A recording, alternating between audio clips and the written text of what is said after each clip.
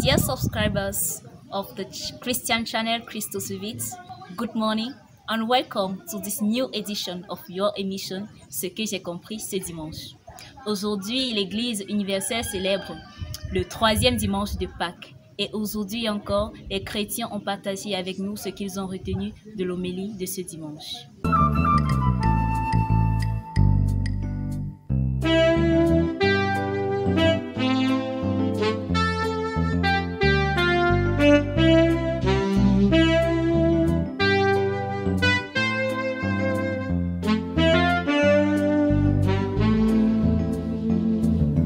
Nous allons donc à la paroisse Saint-Justin de Champs retrouver notre correspondante Flora Kamta qui a recueilli les partages des chrétiens pour nous. Ce jour, vous partagez ce que j'ai eu à recevoir ou entendre de l'homélie du jour. Juste, en quelques mots, croire.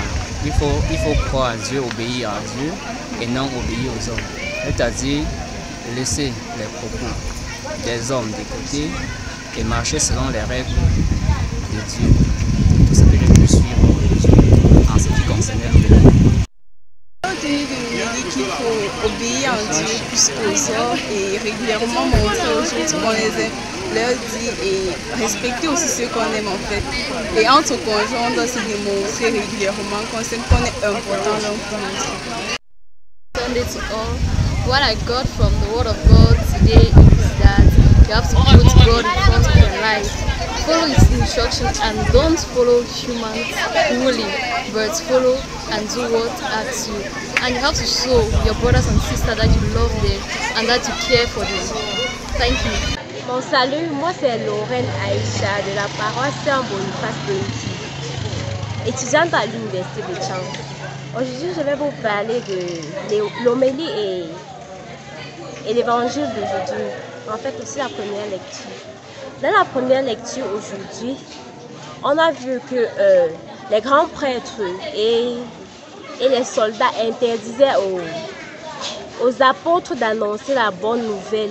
Ils interdisaient catégoriquement d'annoncer la bonne nouvelle à Jérusalem. Mais ceux-ci se sont opposés. Ils devaient, malgré le fait qu'ils devaient être châtiés, ils ont quand même proclamé la bonne nouvelle. Dû à cela, ils ont été châtiés et ils étaient fiers pour cela, pour avoir proclamé la bonne nouvelle et d'avoir été châtiés au nom de Jésus. Par rapport à cela, le Père disait dans l'homélie qu'il y a Ebenezer qui tombe bien. Lui qui, au nom de sa foi, il a refusé le sponsor un sponsoriseur qui devait lui rapporter des millions dans son scénario. Il a refusé au nom de sa foi parce qu'il devait faire intervenir les homosexuels dans son film.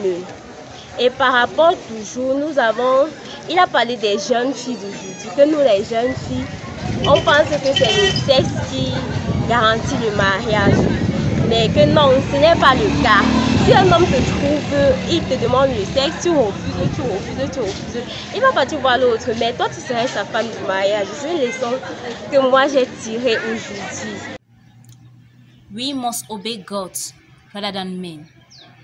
This message shows us that obedience to God's will must be above the obedience to every other will around us. À côté de l'obéissance à la volonté de Dieu, nous avons l'amour pour Dieu. Le Seigneur Jésus demande à Pierre, « Pierre, fils de Jonas, m'aimes-tu vraiment plus que tous ceux-ci » Par cette parole, le Seigneur Jésus veut nous faire comprendre que l'amour que nous avons pour lui, l'amour que nous avons pour Dieu, doit être au-dessus de tout autre amour que nous pouvons ressentir pour toute autre personne ou pour toute autre chose dans notre entourage. Alors, frères et sœurs, à quel degré aimons-nous Dieu? Qu'est-ce que nous faisons concrètement pour lui montrer notre amour? En méditant sur ces questions au cours de cette semaine, n'oublions pas, après avoir regardé cette vidéo, de commenter, de liker, de partager et de nous abonner si nous ne sommes pas encore abonnés. Sur ce, nous vous souhaitons un très bon dimanche et à dimanche prochain si Dieu le veut.